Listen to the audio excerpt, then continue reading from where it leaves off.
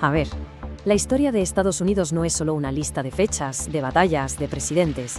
Es mucho más que eso. En el fondo, es un experimento.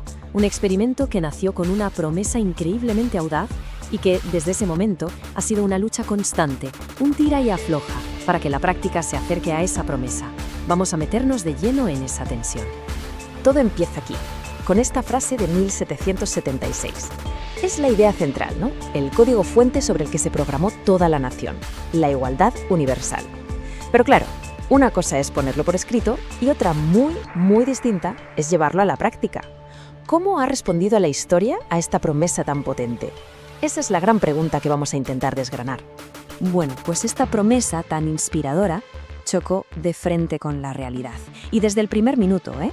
Lo más curioso es que la contradicción no estaba escondida, no. Estaba escrita negro sobre blanco en los propios documentos que fundaron el país. Y aquí la tenemos, la primera gran fractura del experimento. Por un lado, la declaración dice que todos los hombres son creados iguales, pero por otro, la Constitución, que llega solo una década después, introduce una excepción matemática terrible, el llamado compromiso de los 3/5. Esto significaba que una persona esclavizada contaba, a efectos de poder político, como 3/5 partes de una persona libre. Esto no fue una simple contradicción, fue la herida fundacional que iba a marcar los siguientes 200 años de historia. Y claro, mientras el país empezaba a expandirse, surgió una pregunta que era inevitable.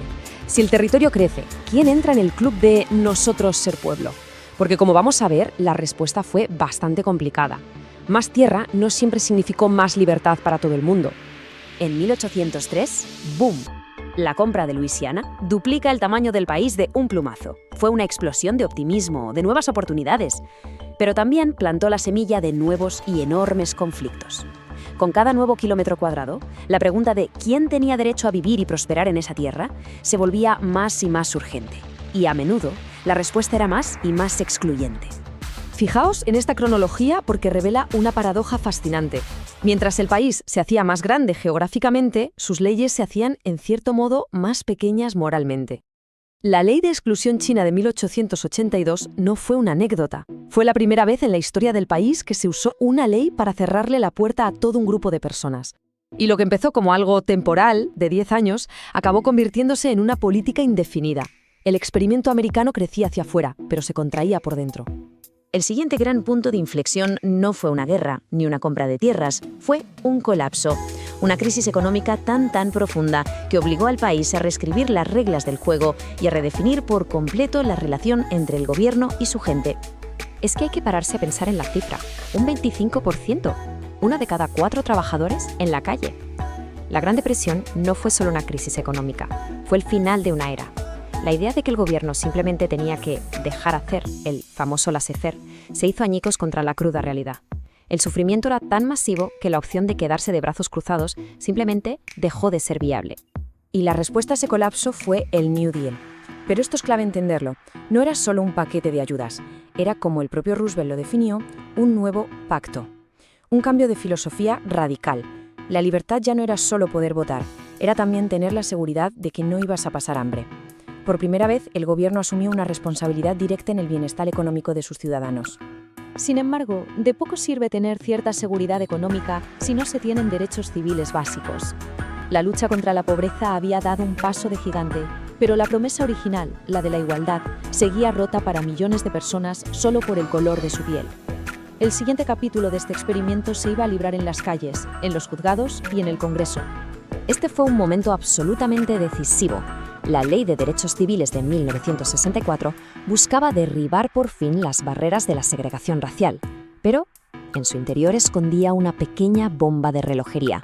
Resulta que, en el último momento del debate parlamentario, se añadió una sola palabra a la prohibición de discriminación laboral: sexo, un añadido que, según algunos, fue una táctica para intentar hundir la ley. Pero el resultado fue que expandió la idea de igualdad de una forma que nadie había previsto, abriendo la puerta a otra revolución. Y es que es así como funciona, ¿no? Como en todo buen experimento, cada solución plantea nuevas preguntas. Esa ley no fue, ni mucho menos, el final del camino. Fue el comienzo de un capítulo completamente nuevo en una historia que, como vemos, está lejos de haber terminado. Así que, si echamos la vista atrás, si vemos el recorrido completo, el patrón parece bastante claro. La promesa original de 1776 no se ha cumplido por inercia. Ha sido a través de crisis, de momentos de ruptura que han forzado al país a mirarse al espejo. La contradicción de la fundación, el colapso de la Gran Depresión, la lucha por los derechos civiles. Cada uno de estos terremotos ha expandido, siempre tras una lucha durísima, el círculo de quienes pueden decir con propiedad, nosotros, el pueblo. Y así, volvemos al principio. El experimento americano sigue en marcha, no está terminado. Su historia nos enseña que las palabras igualdad y pueblo nunca han sido conceptos fijos tallados en piedra. Han sido y son campos de batalla en constante disputa.